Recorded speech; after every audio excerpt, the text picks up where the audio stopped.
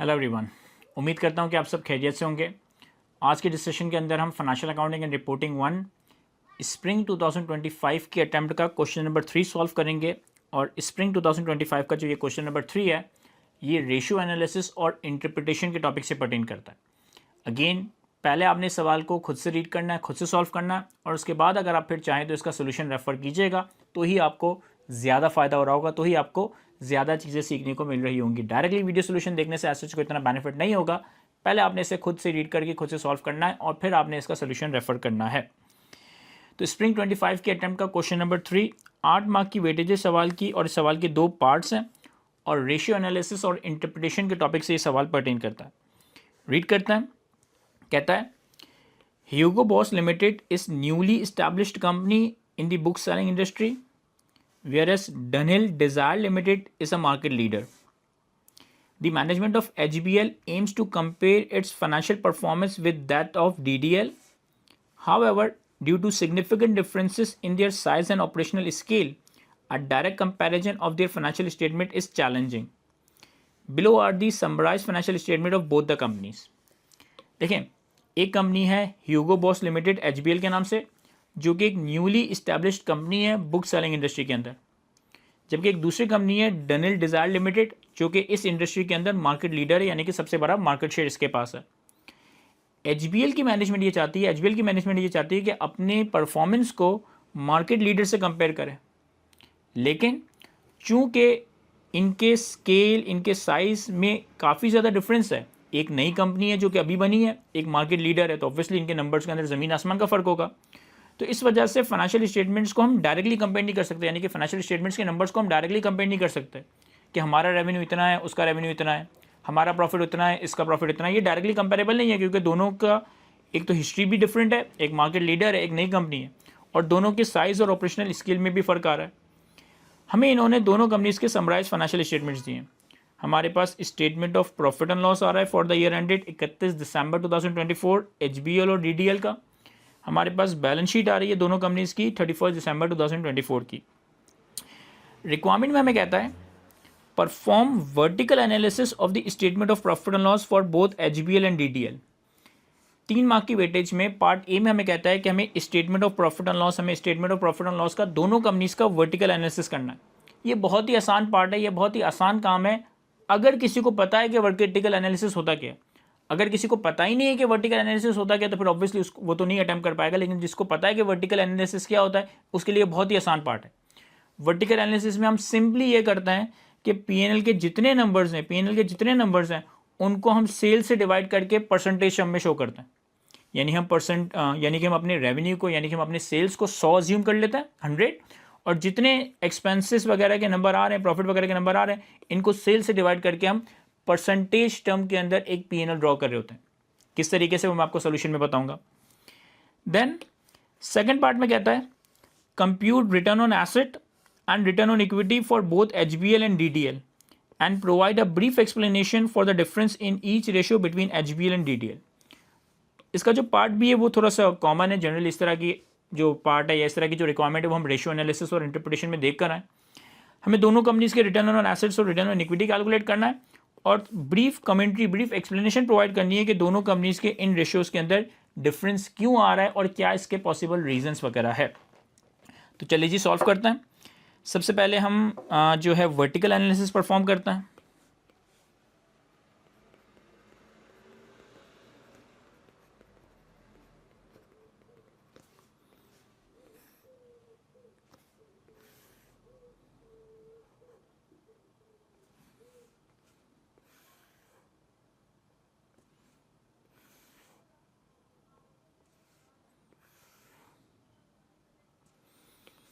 एक कंपनी हमारे पास HBL और दूसरा है DDL।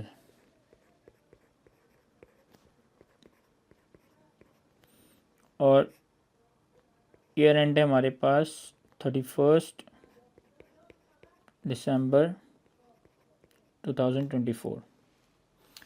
अब वर्टिकल एनालिसिस में मैं क्या करूँगा कि सबसे पहले हमारे पास सेल्स का नंबर आ रहा है, तो सेल्स के नंबर को हम 100 कंसिडर कर लेंगे। अब 100 लिखें या 100% लिखें, एक ही बात है। देन हमारे पास कॉस्ट ऑफ सेल्स का नंबर आ रहा है, तो हम क्या करेंगे कि कॉस्ट ऑफ सेल्स को सेल्स से डिवाइड करके परसेंटेज टर्म में देखेंगे। यानी कि कॉस्ट ऑफ सेल्स अगर मैं HBL का देखूँ तो 238 दिस नंबर डिवाइडेड बाय 340 तो ये आ गया हमारे पास। अच्छा, डिवाइड बाय 340 ये पॉइंट्स में आएगा तो अब मल्टीप्लाई बाय 100 करते हैं इसे। 238 डिवाइडेड बाय 340 मल्टीप्लाई बाय 100 तो ये आ जाएगा 70। तो लेस कॉस्ट ऑफ सेल्स 70।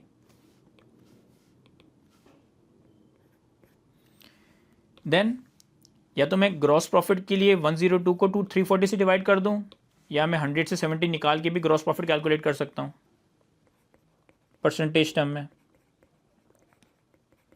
देखिए यहाँ तो आपको दिख ही रहा है ना, 100 माइनस 70 कितना आएगा 30। अगर हम ग्रॉस प्रॉफिट को डिवाइड करें तो 102 डिवाइडेड बाय 340, 102 डिवाइड बाय 340 ये आ जाएगा 30, ये आ जाएगा 30।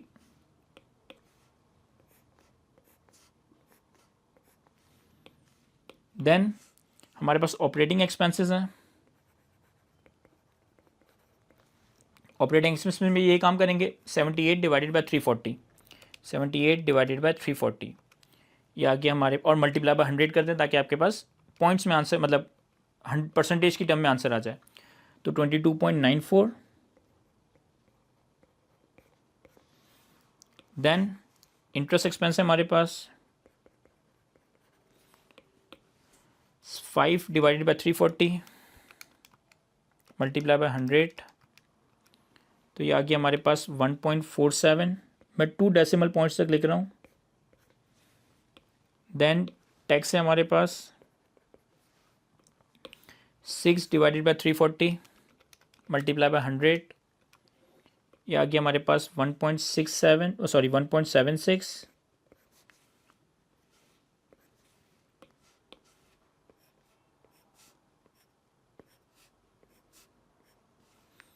और फिर हमारे पास नेट प्रॉफिट आ जाएगा। अब अगेन नेट प्रॉफिट के लिए या तो आप 30 से इन तीनों को माइनस कर दें, या फिर आप 13 को 340 से डिवाइड कर दें। तो 13 डिवाइडेड बाय 340 मल्टीप्लाई बाय 100 ये आ रहा है हमारे पास 3.82।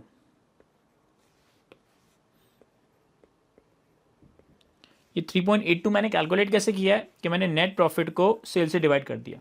मैं ये रीचेक करने के लिए अगर 30 से इन तीनों नंबर्स को माइनस करूं तो 30 माइनस 22.94 माइनस 1.47 माइनस 1.76 तो ये भी आपके पास 3.82 या 3.83 ही बनेगा। ये हमारे पास पहली कंपनी का वर्टिकल एनालिसिस हो गया। दूसरी कंपनी में भी यही करेंगे। 1156 divided by 1700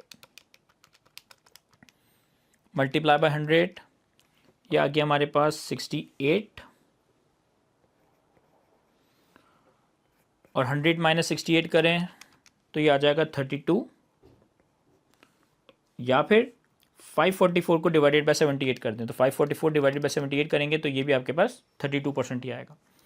then 391 divided by 1700, 391 divided by 1700 ये आ गया हमारे पास 23। Then 5 divided by 1700, 5 divided by 1700 multiply by 100 ये आ गया हमारे पास 0.29। ये 0.29 100 से मल्टीप्लाई करने के बाद आ रहा है, दोबारा 100 से मल्टीप्लाई मत कर दीजिएगा। Then 47 divided by 1700 multiply by 100 ये आ गया हमारे पास 2.76। और प्रॉफिट को 101 divided by 1700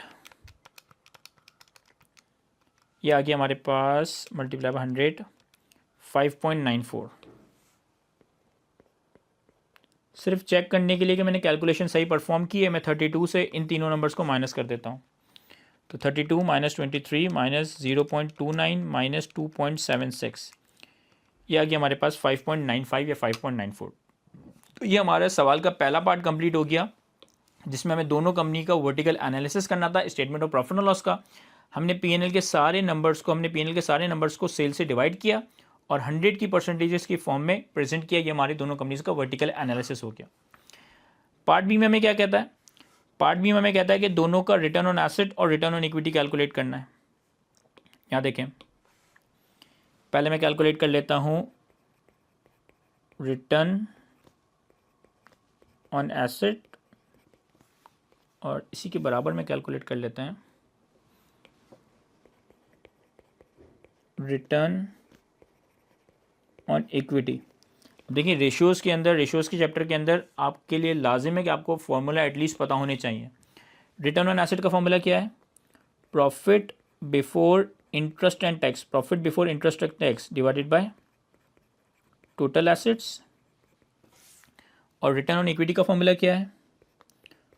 profit after tax या profit for the year divided by equity. ठीक है। अब एक है हमारे पास, क्या कंपनी थी? HBL और DDL। HBL, DDL, HBL, DDL।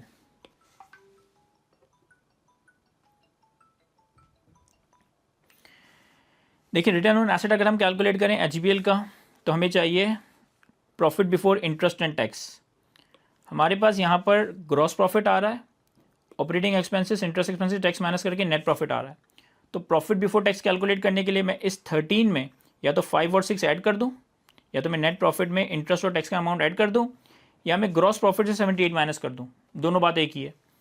हम ग्रॉस प्रॉफिट से 78 माइनस कर देते हैं तो 102 minus 78 divided by total assets कितने हमारे पास? टोटल एसेट्स है 91 और मल्टीप्लाई बाय 100 करेंगे तो आपके पास परसेंटेज टर्म में आ जाएगा। इसी तरीके से DDL के केस में 544 माइनस 391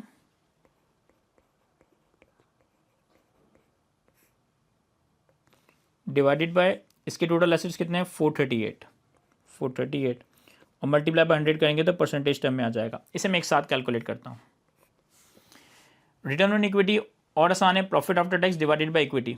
तो प्रॉफिट आफ्टर टैक्स कितना है? 13 और 101, 13 HBL का, 101 DDL का। और इक्विटी कितनी है? HBL की इक्विटी में 26 और 13 आ रहा है, शेयर कैपिटल और रिटेन अर्निंग्स। तो डिनोमिनेटर में 26 प्लस 13 कर दूंगा और यहाँ पे डिनोमिनेटर में DDL में 257 प्लस 110।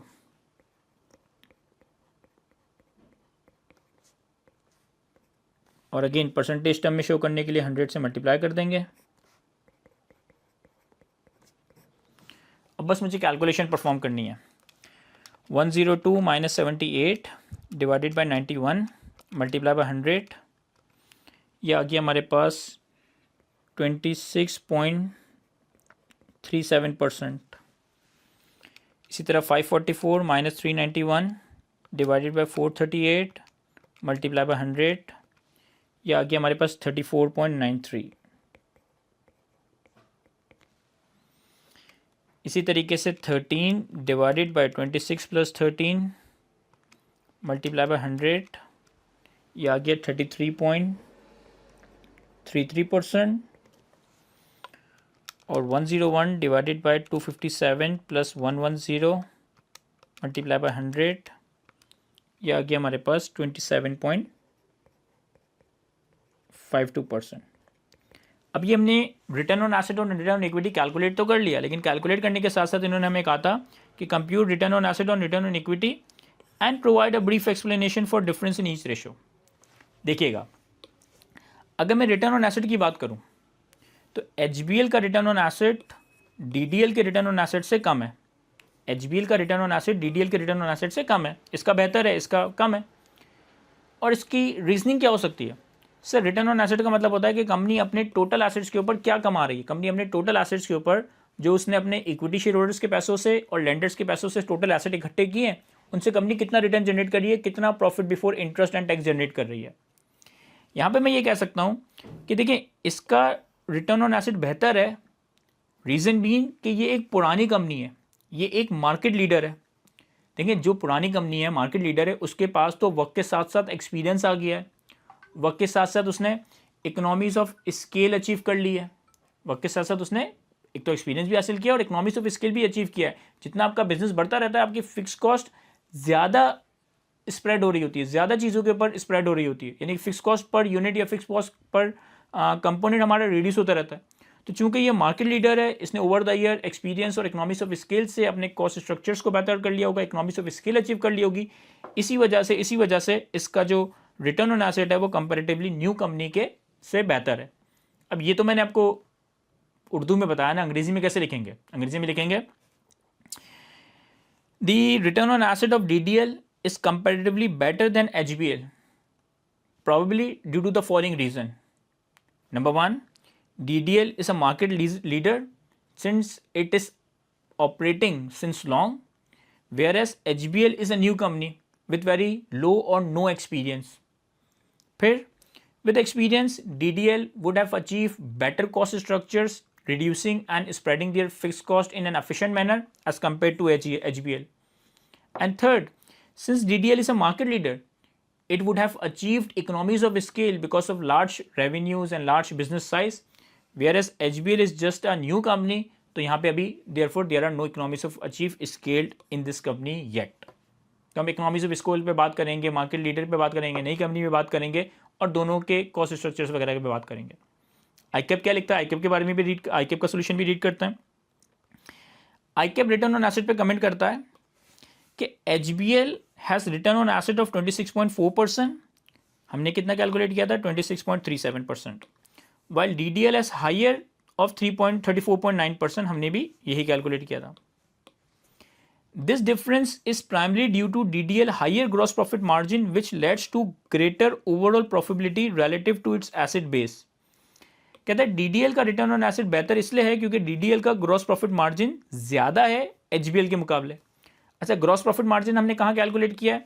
ग्रॉस प्रॉफिट मार्जिन हमने वर्टिकल एनालिसिस में कैलकुलेट किया है। यहाँ पे ग्रॉस प्रॉफिट मार्जिन 32 है, यहाँ पे 30 है, तो मुझे कोई इतना ज़्यादा फर्क नज़र नहीं आ रहा, लेकिन उन्होंने कमेंट्री में ये बात लिख दी कि चूंकि DDL का ग्रॉस प्रॉफिट मार्जिन बेहतर है तो इस वजह से इसका रिटर्न ऑन एसेट बेहतर है। फिर since DDL is well establish its benefits from economies of scale and optimise cost structure allowing it to generate higher gross profit margin which increases the profitability and the return on asset। कहते हैं चूंकि ये market leader है तो ये economics of achieve scale और optimise cost structure पे काम कर रहा होगा, इस वजह से इसका ग्रॉस प्रॉफिट मार्जिन और अल्टीमेटली प्रॉफिटेबिलिटी और रिटर्न ऑन एसेट भी बेहतर है। तो मोर और लेस हमने भी वही बात की, बस थोड़ा डिफरेंट स्टाइल में, थोड़ा डिफरेंट फॉर्मेट में। मैं होता तो मैं इसको बुलेट्स में आंसर करता रादर देन पैराग्राफ में, कि एक कंपनी का रिटर्न ऑन एसेट बेहतर है दूसरे के मुकाबले इन वजूहत की वजह से। एक नई कंपनी है, एक मार्केट लीडर है, एक इकोनॉमिक्स ऑफ स्केल अचीव कर रही है, एक अभी जस्ट एंटर हुई है, एक ओवर द ईयर ऑपरेट कर रही है तो कॉस्ट एफिशिएंसीज अचीव कर ली होगी, फिक्स कॉस्ट को ज़्यादा स्प्रेड कर रही होगी, दूसरी अभी बिल्कुल नई कंपनी है। इसी तरीके से अगर रिटर्न ऑन इक्विटी की बात करें तो रिटर्न ऑन इक्विटी HBL का बेहतर है, DDL का बुरा है। HBL का रिटर्न ऑन इक्विटी 33% है, जबकि DDL का सिर्फ और सिर्फ 27.5% है। अब देखिए रिटर्न ऑन इक्विटी और रिटर्न ऑन एसेट्स में क्या फ़र्क होता है? रिटर्न ऑन इक्विटी और रिटर्न ऑन एसेट्स में फ़र्क ये होता है कि कंपनी अपने टोटल एसेट्स पे, टोटल अपनी इन्वेस्टमेंट्स पे कितना कमा रही है। कंपनी के जो टोटल एसेट्स हैं वो दो जगहों से आते हैं, शेयर होल्डर के पैसों से और लेंडर के पैसों से। शेयर होल्डर के पैसों से, लेंडर के पैसों से। हम कहते हैं कि शेयर होल्डर और लेंडर के पैसे मिला के जो टोटल इन्वेस्टमेंट्स हैं उस पर कंपनी ने कितना कमाया। जबकि रिटर्न ऑन इक्विटी में हम ये नहीं कहते। रिटर्न ऑन इक्विटी में हम कहते हैं कि लेंडर्स को सूद देने के बाद, लेंडर्स को इंटरेस्ट और टैक्स वगैरह देने के बाद शेयर होल्डर ने कितना कमाया अपनी इक्विटी के ऊपर, शेयर होल्डर ने कितना कमाया अपनी इक्विटी के ऊपर। तो यहाँ पे हम ओवरऑल कंपनी के पर्सपेक्टिव से बात कर रहे होते हैं, यहाँ पे हम सिर्फ और सिर्फ शेयर होल्डर के पर्सपेक्टिव से बात कर रहे होते हैं। अब यहाँ पे शेयर होल्डर ने ज़्यादा कमाया है, यहाँ पे शेयर होल्डर ने कम कमाया है। ऐसा क्यों? इसका रीज़न आपको सवाल में नज़र आएगा। अब ये थोड़ी डिटेल एनालिसिस है, इंटरप्रिटेशन है, जो कि आपको समझनी है। अगर आप गौर करें तो HBL का शेयर कैपिटल है 26, रिटेन अर्निंग है 13, तो ये टोटल हो गया 26 + 13 39, और इसकी लायबिलिटीज़ कितनी है 46। जबकि DDL की 257 + 110, इक्विटी है 367, जबकि लायबिलिटीज़ कितनी है या नॉन करंट लायबिलिटीज़ कितनी है 44। इसको देखकर आपको ये समझ आता है कि जो डेट टू इक्विटी रेशियो है ना, वो इसका काफ़ी ज़्यादा है एज़ कम्पेयर टू DDL के। यानी कि HBL ने अपनी इक्विटी से ज़्यादा डेट ली हुई है, जबकि DDL ने बहुत ज़्यादा इक्विटी पे ऑपरेट कर रही है, डेट बहुत कम है कंपैरिजन में। देखो ना, यहाँ 39 की इक्विटी पे 46 की डेट है, यहाँ पे 367 की इक्विटी पे 44 की डेट है। तो चूंकि ये कंपनी डेट पे ऑपरेट कर रही है, और हमने ये बात अपने डिस्कशन के अंदर कवर की है कि जब एक कंपनी डेट को एफिशिएंटली इस्तेमाल करती है ना, एक डेट को बड़ा बेनिफिशियली इस्तेमाल करती है, तो वो शेयर होल्डर को फ़ायदा पहुंचाती है। डेट का होना हमारी पर्सनल लाइफ में तो हम बुरा समझते हैं, लेकिन कंपनी के स्ट्रक्चर में, कंपनी के प्रॉफिटेबिलिटी में डेट का होना एट टाइम्स बेनिफिशियल होता है, अगर वो कंपनी डेट को प्रॉपर्ली मैनेज करे, डेट को एफिशिएंटली और बेनिफिशियली मैनेज करे। तो चूंकि यहाँ पे डेट को बड़ा एफिशिएंटली मैनेज किया गया है, तो इस वजह से शेयर होल्डर को ज़्यादा कमा के दिया है। यहाँ पे डेट अगर आप देखें तो बहुत कम है as compare to their equity, यानी कि ये लोग डेट का फायदा नहीं उठा रहे सही से, तो इस वजह से यहाँ पे शेयर होल्डर की कम अर्निंग्स हुई है, रिटर्न ऑन इक्विटी हमारा कम कैलकुलेट हुआ है। यही बात ICAP ने कैसे लिखी है। ICAP कहता है HBL return on equity 33.3% compare to 27.5% for DDL का 27.5%। The higher return on HBL is driven by its capital structure, meaning HBL has higher debt to equity gearing as compared to DDL। कहता है HBL का return on equity बेहतर इसलिए है क्योंकि इसके capital structure के अंदर ज़्यादा डेट है, इसका डेट टू इक्विटी रेशियो ज़्यादा है, इसकी गियरिंग रेशियो ज़्यादा है एज कम्पेयर टू DDL। तो बड़ा ही शॉर्ट सा, बड़ा ही समराइज सा, बड़ा ही ब्रीफ सा इन्होंने कमेंट या एक्सप्लेनेशन प्रोवाइड कर दी, और हमें भी यहाँ पे बहुत ज़्यादा कोई लंबी चौड़ी बात करने की ज़रूरत नहीं है। 5 मार्क का सवाल है, दोनों कंपनीज़ के 2 रेशियोज़ कैलकुलेट करने हैं, तो 2 मार्क्स तो मेरे ख्याल इन्हीं के होंगे। 3 मार्क्स के अगेंस्ट आपको इंटरप्रिटेशन करनी है, तो आपने बस जितना इन्होंने लिखा है अगर 2 बुलेट्स भी यहाँ दोनों में लिख देते हैं तो ये मोर देन इनफ होगा 5 में से बआसानी 3-4 मार्क्स सिक्योर करने के लिए। तो ये हमारे पास क्वेश्चन था रेशियो एनालिसिस और इंटरप्रिटेशन के हवाले से। आई होप कि मैं आपको अच्छे से एक्सप्लेन कर सका हूँ। आज की इस गुफ्तगू को हम यहीं तक रखते हैं। Thank you.